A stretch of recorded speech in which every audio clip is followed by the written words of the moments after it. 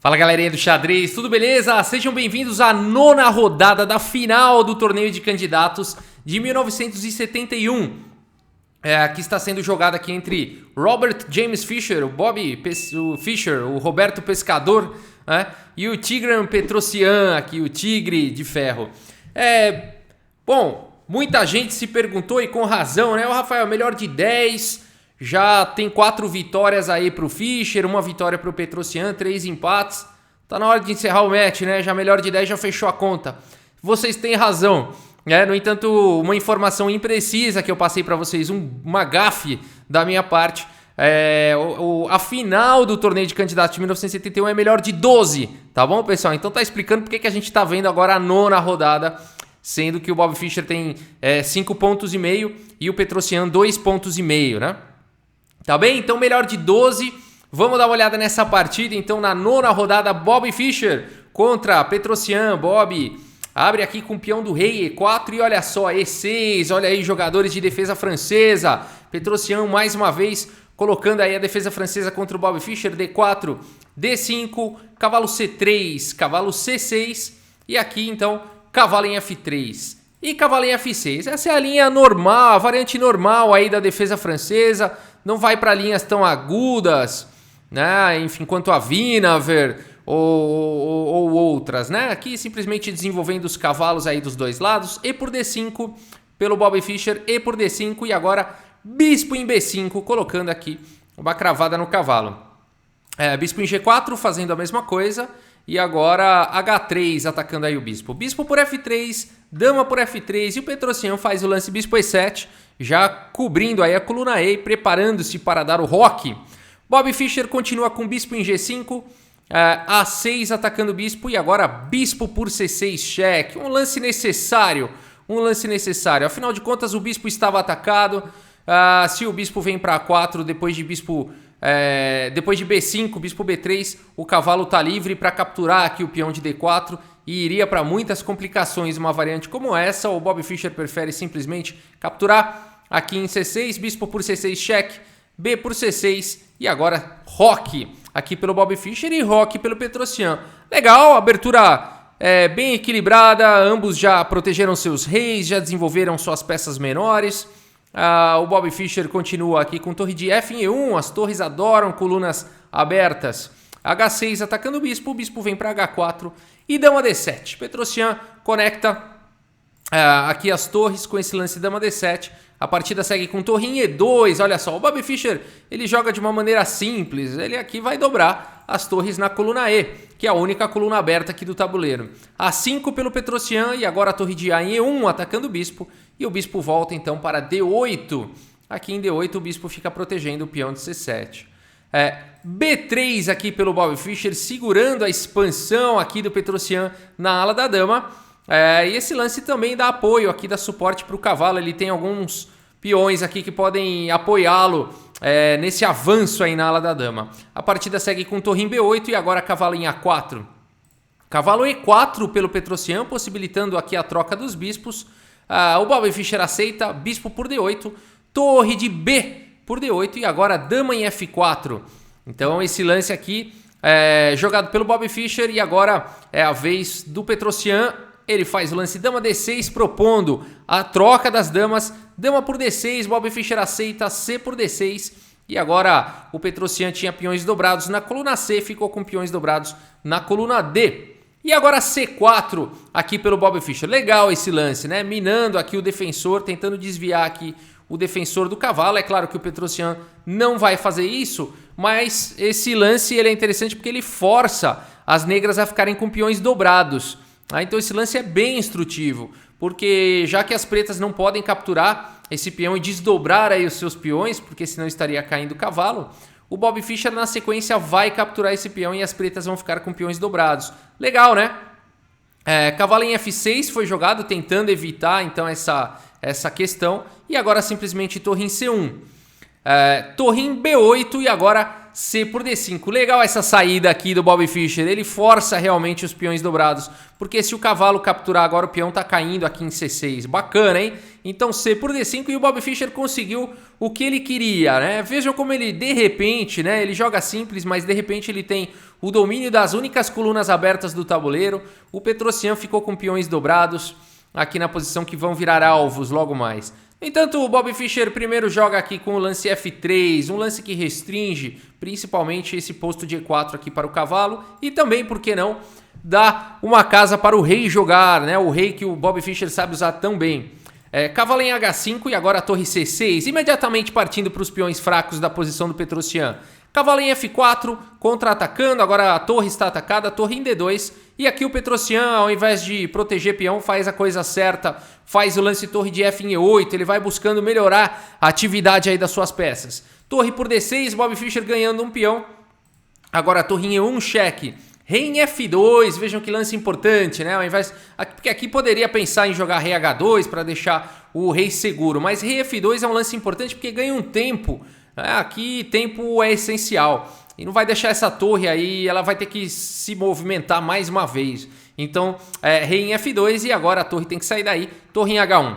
E agora, olha lá, o Bob Fischer faz do limão uma limonada, né? Ele aproveita que o rei dele teve que sair aqui por conta do cheque e aproveita para melhorar a posição do rei, olha só, rei em G3 atacando o cavalo.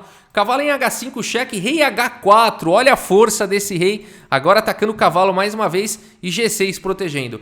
Claro, uma manobra arriscada aqui pelo Bob Fischer, colocar o rei assim no meio aí do tabuleiro praticamente, na quarta horizontal, mas isso tudo tem que ser muito bem calculado e, se possível, vale a pena realmente, o rei é uma peça importante. A partida segue com torre por D5 e o Bob Fischer já está com 2 peões a mais, torre E8 aqui pelo Tigre de Ferro, torre por A5, são 3 peões a mais, já para o Bob Fischer e agora a torre de E em E1. Que será que o Tigrão está aprontando aí? A partida segue com cavalo em C3 e agora cavalo em F4. Esse lance, enfim, tira o cavalo aí do canto. A partida segue com rei em G4, o Bob Fischer ataca esse cavalo e é impressionante ver como com tantas peças aqui do Petrosian, próximos aqui do rei do Bob Fischer, como não existe um ataque aí muito forte. O Petrosian segue com cavalo em E6 e agora a torre em E5. O Bob Fischer está propondo aí a troca das torres, F5 pelo Petrosian, rei G3, F4 e agora para onde jogar o rei? Tomem cuidado nesse tipo de posição. O Bob Fischer faz o lance correto, rei H4, mas se ele tivesse jogado o lance rei aqui em F2, aqui Petrosian teria feito torre de H em F1, aqui com checkmate, né? Então, acreditamos que o Bob Fischer consegue enxergar ameaças de mate em 1 e por isso que ele não fez aqui o lance rei em F2 e continuou com rei em H4. A partida segue com rei em H7 aqui pelo Petrosian. Notem que aqui um lance como G5, cheque, não tem continuidade, né? Simplesmente rei em G4 e as pretas não conseguem, apesar desse rei parecer que ele está sufocado aqui, ele tem muitas casas claras, consegue escapar daí tranquilamente se precisar. Portanto, na partida seguiu com rei H7 e agora cavalo em E4, o cavalo aí muito bem centralizado. G5 cheque, rei G4 e agora cavalo aqui em G7 foi jogado. E nessa posição o Bob Fischer vai para uma continuação interessante. Ele não precisaria fazer aqui o que fez. Aqui um lance como torre C5 seria perfeitamente possível, colocando aí a torre numa coluna aberta. É um lance perfeitamente possível, mas o Bob Fischer prefere simplificar a posição com cavalo por G5, cheque, sacrificando aí o cavalo por alguns peões. H por G5. Agora, com essa continuação, o Bob Fischer também consegue simplificar uma troca de torres. Torre por E1 e agora rei por G5. E se a gente fizer uma conta rápida, Bob Fischer tem 5 peões por uma peça menor. É bastante vantagem. O Petrosian segue com cavalo em E6, cheque, rei em F5. E agora torre E2 aqui pelo Petrosian. Um lance aparentemente esdrúxulo, mas a ideia é que depois o cavalo captura um peão, dando um duplo e recuperando a torre. Torre por E2 pelo Bob Fischer, cavalo por D4, cheque, rei E5. Notem que Bob Fischer poderia ter capturado o peão, mas ele prefere manter o rei centralizado. Depois de cavalo por E2, A4 e nessa posição o Tigre de Ferro, o Tigran Petrosian, o ex-campeão mundial, uma lenda do xadrez mundial, com certeza um dos melhores jogadores da história do xadrez, abandona a partida e Bobby Fischer vence aí o torneio de candidatos de 1971 com uma pontuação bastante relevante, 6,5 a 2,5. Claro, não foi igual ao 6-0 contra o Taimanov, não foi igual ao 6-0 contra o Larsen, mas 6,5 a 2,5 também mostra uma superioridade nessa época, pelo menos, bastante grande, né? Nós vamos comentar algumas coisas aqui. Bom, primeiro vamos falar dessa partida. Rei E5 ao invés de rei por peão. Legal, né? Agora a gente vê como o cavalo não consegue voltar. Essa foi a ideia do Bobby Fischer. Não consegue ir para D4. É claro que conseguiria ir para C3, mas aqui, enfim, as brancas ficam melhores. Pelo seguinte, o cavalo aqui vai ficar escravo segurando a subida desses peões. O rei, com o afastamento do cavalo aí de E2, vai conseguir capturar o peão de F4 e as brancas vão ter 3 peões e o rei para vir para cima desse rei adversário. Se o cavalo sair para ajudar, sair da ala da dama para ajudar, os peões avançam, ou seja, acabou, né? Então uma possível continuação aqui seria cavalo C3, A5, cavalo B5, A6, rei G6, rei por F4. E aqui já dá para ver que ficou claro isso que a gente falou agora há pouco, né? O rei aqui não vai conseguir segurar a subida desses peões e se o cavalo sair daí, o peão vai sair e vai ser promovido, né? Então, por isso que nessa posição, depois de A4, Petrosyan abandona a partida. Agora, uma coisa interessante para notar nessa partida foi o lance torre E2 aqui do Petrosyan. É um lance que nitidamente mostra o cansaço do jogador Petrosyan, porque aqui, óbvio, as brancas estão melhores, né? São materialmente falando, a posição também, o rei muito mais ativo, né? Um peão passado, já aí avançando daqui a pouco e tudo mais. Mas uma posição como essa, as pretas, quando fazem o lance torre E2 e simplificam para um final, abandonando aí 2, 3 lances depois, mostra claramente aqui o cansaço, joga a toalha, né, com o lance torre E2, joga mais 2 ou 3 lances e são suficientes aí para abandonar, né? Petrosyan nitidamente cansado, nitidamente abalado.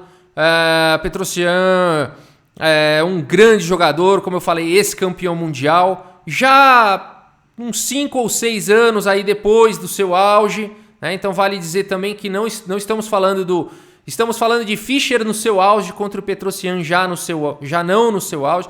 Eu não estou inventando desculpa aqui, eu não estou querendo proteger o Petrosyan, tá? Inclusive, o Petrosyan e outras pessoas argumentaram que ele não estava muito bem de saúde e tudo, mas isso daí eu acho que já não cabe, na minha opinião, tá? Mas, assim, é fato que Petrosyan já não estava mais no seu auge, né? E o Bobby Fischer fez o que tinha que fazer, né? Ele no seu auge, no seu caminho aí para se tornar campeão mundial, executou muito bem, né? Executou muito bem essa ambição aí que ele tinha. E aí daqui para frente, enfim, eu vou deixar os links para vocês. Eu fiz na playlist dos campeões do mundo, da saga dos campeões do mundo de Labordané, Magnus Carlsen. Vocês podem ver tanto o Petrosyan quando se tornou campeão mundial, como é que ele jogava naquela época, e também o match que vai existir tempos depois entre Bobby Fischer e Boris Spassky, um dos matches mais bonitos da história do xadrez, com certeza, valendo pelo título de campeão mundial. Então essas análises já foram feitas aqui no canal, vou deixar o link aqui no vídeo para quem quiser, tá bom? Assistir. E é isso, vamos dar uma olhada aqui no relatório do chess.com dessa partida, olha só, né? O Bobby Fischer mantendo o seu nível de precisão contra o Petrosyan, que foi em torno de 97. Bobby Fischer manteve uma precisão de 99 na média contra Taimanov e contra Larsen, uma precisão absurda, média, né? Contra Petrosyan manteve aí em torno de 97, 98, que também é um absurdo. 28 os melhores lances para o Bobby Fischer, 22 do Petrosyan.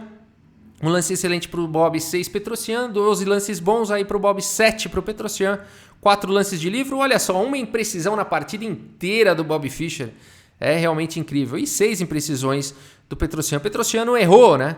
Mas o Bob Fischer acabou sendo mais preciso, acabou acertando a mão aí na estratégia e venceu aí, portanto, a partida e o torneio de candidatos, né? Mas legal, né? Bacana, é bom ver assim essas partidas aí do Bobby Fischer, conhecer a força de jogo dele. É claro, a gente gostaria, não tenho dúvida que todo mundo gostaria que o Bobby Fischer tivesse continuado depois no xadrez, depois que ele venceu o Boris Spassky, ele acabou fazendo muitas imposições para a FIDE, para um possível match contra o Anatoly Karpov, valendo pelo título mundial, anos depois. Bobby Fischer, se eu não me engano, fez uma lista de mais de 170 exigências para a FIDE.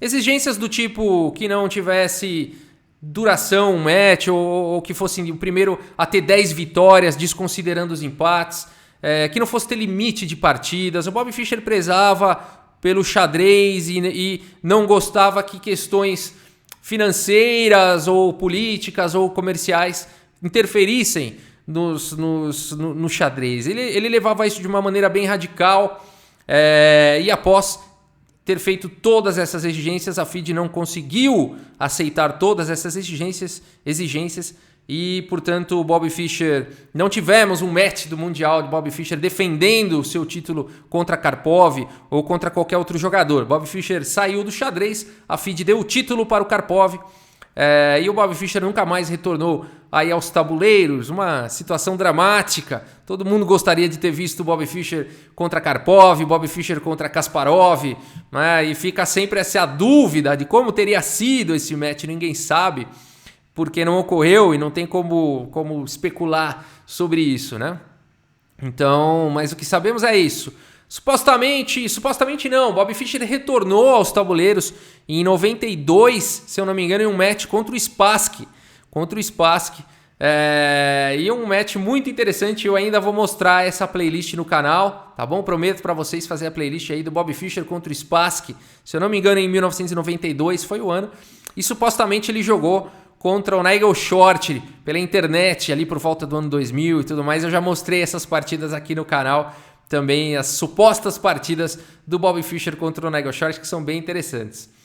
Beleza, gente? É isso por enquanto. A gente continua, tá bom? Com mais playlists. É surpresa, no próximo vídeo a gente estreia aí uma nova playlist. E é isso por enquanto, pessoal. Muito obrigado pela audiência. Um grande abraço para todos vocês e até a próxima. Valeu!